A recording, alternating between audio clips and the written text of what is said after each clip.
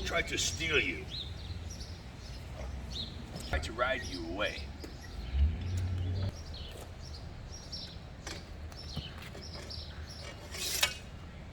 Oh, nice, right? This hammer of justice, hammer of justice, and this sword of integrity shall protect you. See that? Yeah.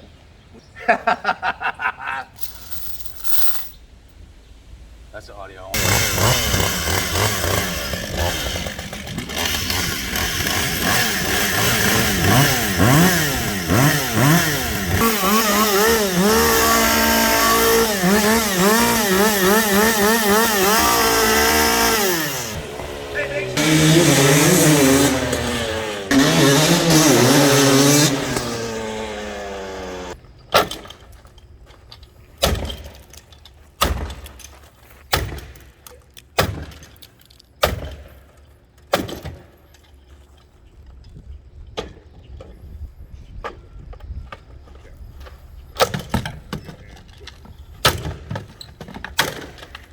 I just use the best footage.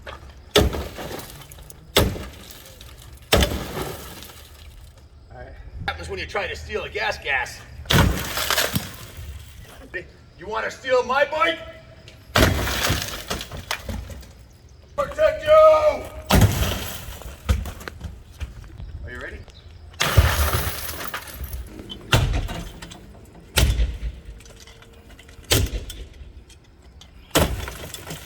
That didn't work. Where's my hammer adjusting?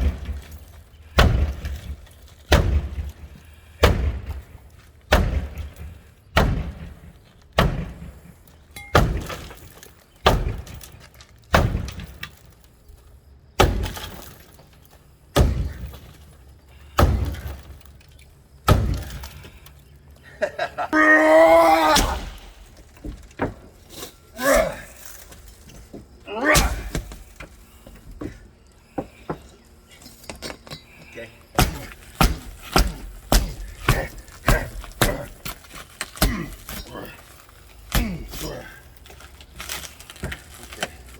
Damn.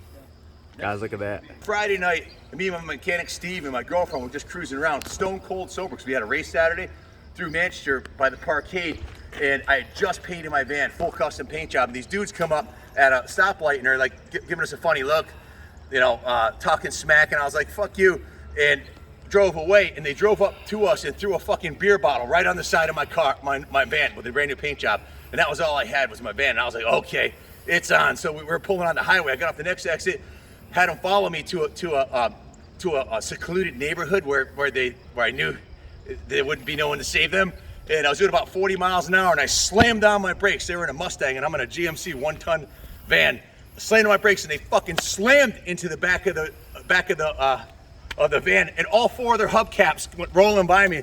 And I said, and I had already said, I said, give me the jack. In vans back in the day, in 1980, GMC van had a huge jack about this tall with a thing that looked like an axe on the end. It was actually a jack that you could jack it up. And I took that, and I got out, and the guy went to get out of the car, and I was like, I'm gonna fucking kill you, and I smashed the pillar of the door so that the door wouldn't open. And the guys in the backseat who were gonna get out, like all crouched down, and I smashed the side window out, the back window, the other side, the front windshield, all four of the lights and the tail lights and every panel on the car in like 60 seconds. And I was like, and I hopped in my van and drove away. And I had a little scratch on the bumper. The car was fucking totaled, absolutely totaled. If you're watching this, well, and they knew it was me too. My van had a custom paint job on it. They saw me down the Parkade a few months later. They didn't want to have no part of me. So I didn't hurt anybody, but I totaled their car with my bare hands and my jack handle. And my buddy Steve, he grabbed the tire iron and he was poking it through the roof of the car. The thing was, every panel on it was destroyed. So story time with Uncle Ken. Not a real story. Right up. That's just for the camera. Just kidding.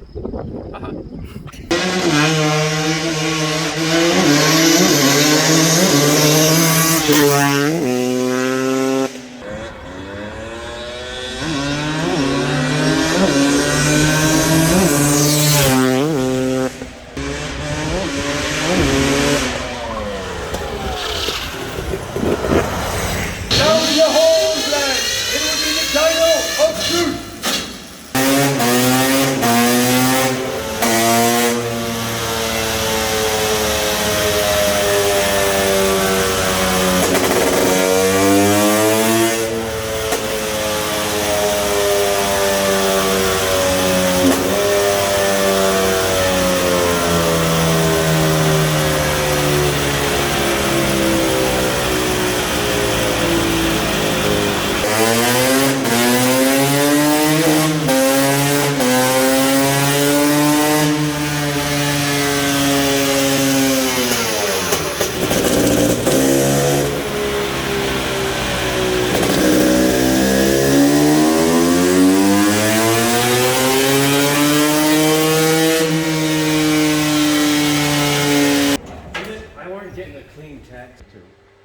fifth gear had a little bit more actually.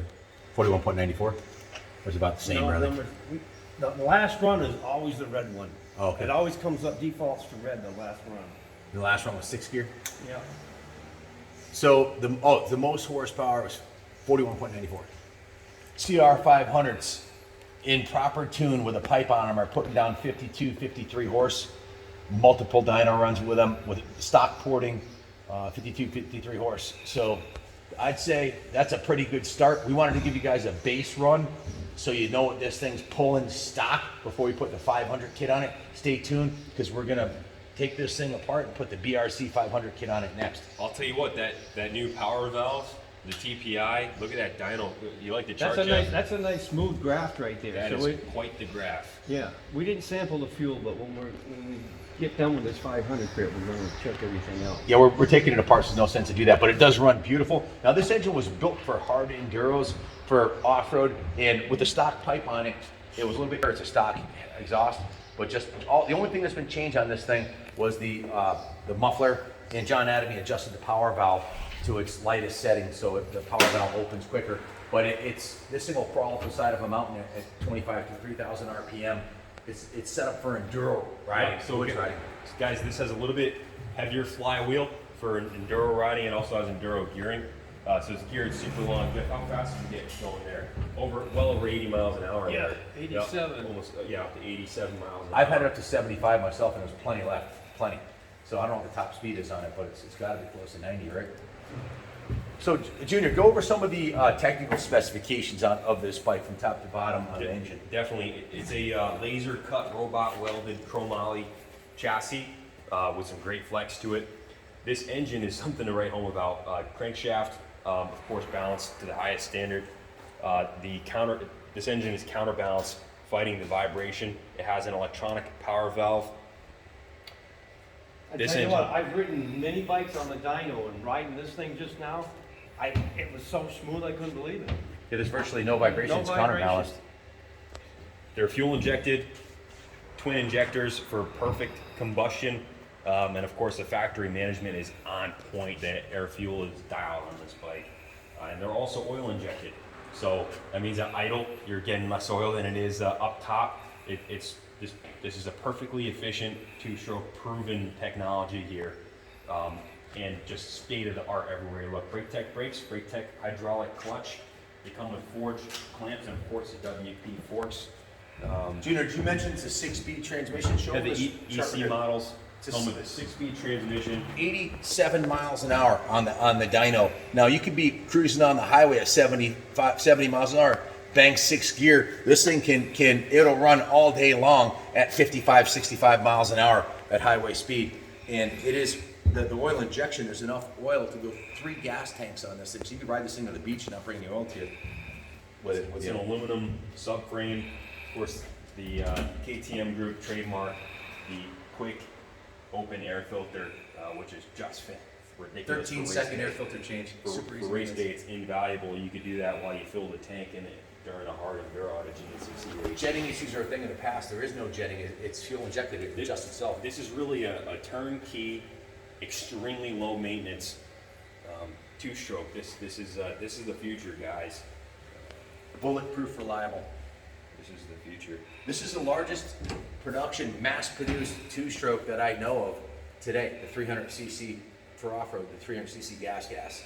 I'm talking ones that are made in mass. Now this engine shares the engine cases with the KTM and the Husqvarna, and they've been pretty much the same since I think 2017. So parts availability is not going to be a problem. Performance accessories, well, because they've built a whole bunch of these. What does that mean? Easier to maintain, easier to find longer longevity. This thing can take an absolute beating, and Yeah, they're top quality. These are the bikes that are dominating in the off-road racing, and at the top level of motocross and cross-country stuff. Woods racing, there isn't a better production two-stroke right now than the EC300. It is the EC model. It's tuned. It's got the heavier flywheel. I would imagine in a race tune, things would be a little bit different. That power. Jeff, what do you think? Take some weight off the flywheel and a more aggressive port and tune on a motocross model. We'll be seeing some more horsepower on the dyno. Well, yeah, depending if you're gonna motocross it or woods race it, is depending on what size and weight flywheels you want. They say that a heavier flywheel recovers the RPMs quicker is what the purpose of that is. Well, it'll be geared more lower and more aggressively. I don't know if it'll have the 6-speed. It'll be carbureted. It'll be lighter and more aggressive with a more open baffle, probably a different tune on the exhaust, different porting. And if this is putting down 42, I wouldn't be surprised to see 47 horse out of the motocross version, which is damn near close to 500 territory. So stay tuned, guys. It's got the 500 BRC logo on here already. This is actually a 300 still, just to clarify, but we have the 500 kit in stock. We're gonna start building it now. So there's your baseline. 42 horse at the rear wheel. He's gonna go under the knife. We'll report back hopefully early this coming week, right, Jeff? Yeah, I'm gonna get right after this thing. Steal the Gasgas, we will strike down upon thee with furious anger. Try to steal this Gasgas, we will strike down upon you with great vengeance, in furious anger. Bike like this, I just say, would you look at that? Would you look at that? Would you look at this? Hey guys, thanks for watching, and God bless the United States of America, and God bless the KTM group for blessing us with this outstanding Gasgas lineup. We're thrilled to have it, and thrilled to be share these all with you. So call now, because they're going fast.